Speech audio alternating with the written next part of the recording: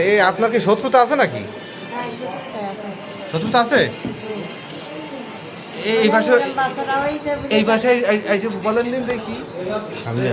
হ্যাঁ বসেন এই জায়গায়। হ্যাঁ বাচ্চারা এরকম হয়েছে বলে তাদের আছে ও টাকা দেয় বলে তাদের আমরা একটু উঠতেছি ই করতেছি তাদের আছে আচ্ছা আপনার এই তদবির করলি কি এরকম হয় তাই? না এরকম ফর্সা হয়েছে বুঝছেন, কষ্ট হয়েছে তাই না?